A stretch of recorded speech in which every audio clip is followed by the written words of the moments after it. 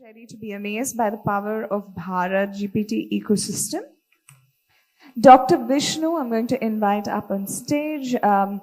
And we have a very interesting video as a precursor to that, and we have some interesting people joining us on stage as well. So can we have the video, please? Oh.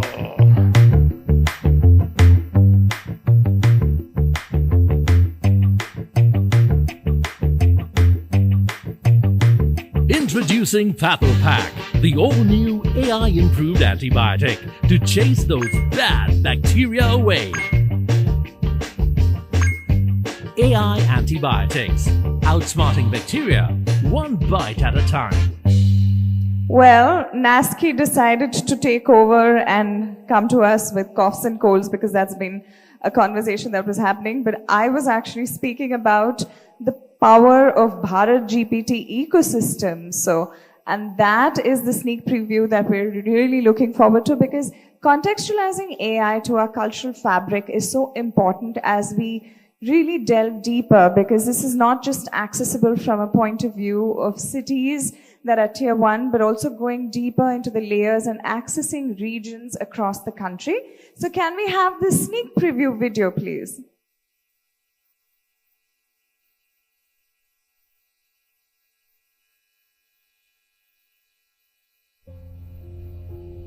இல்ல sir, ஸ்பார்க்ல issue இருக்குது. என் chief mechanic தான் வந்து பார்க்கணும். ஒரு 4 மணிக்கு மேல நானே உங்களை கூப்பிடுறேன். இல்லைங்க, கொஞ்சம் அர்ஜென்ட்டா வேணும். எப்படியாவது ரெடி பண்ணி கொடுத்துருங்க. இல்ல சார், நான் வேணா ஹனுமான் கிட்ட கேட்டு பார்க்கறேன். இந்த இஷ்யூ உடனே சரி பண்ணிடலாம் sir.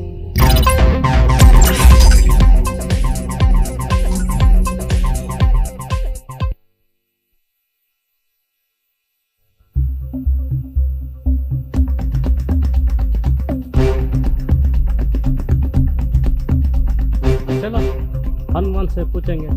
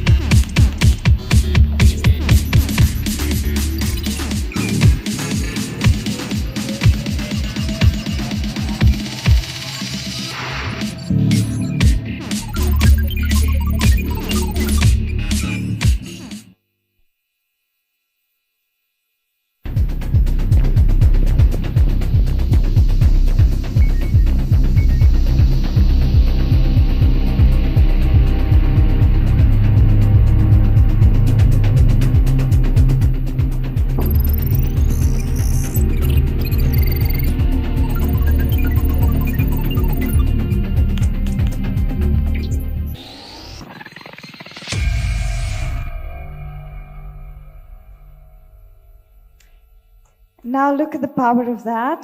I would now like to call on stage Debjani Ghosh, President NASCOM, Professor Ganesh Ramakrishnan, who's currently serving as an Institute Chair Professor at the Department of Computer Science and Engineering, IIT Bombay. His areas of research include human-assisted AI/ML, use of AI/ML in resource-constrained environments, learning with symbolic encoding of domain knowledge in ML and NLP, and Dr. Vishnu Vardhan, founder and CEO of Vizzhy Inc. He's a visionary redefining healthcare's future by synergizing meta-omnics and Gen AI to transform metabolic disease management. We invite all of you up on stage. Debjani, it's over to you.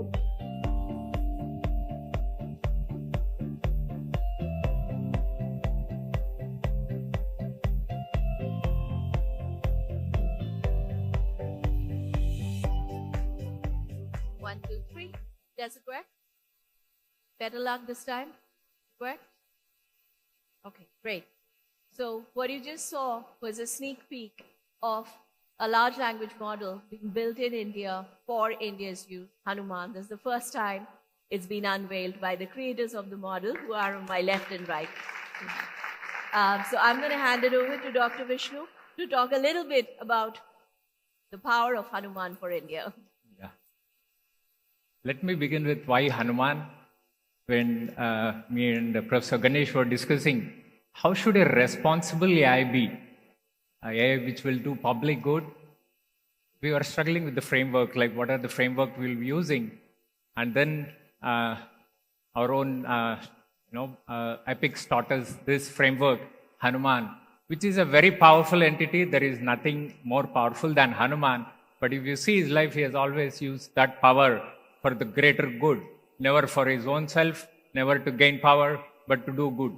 So that's the reason we have named this model as Hanuman, because I come from MIT, I come from Boston, so I have been working on this since last 1 year in India.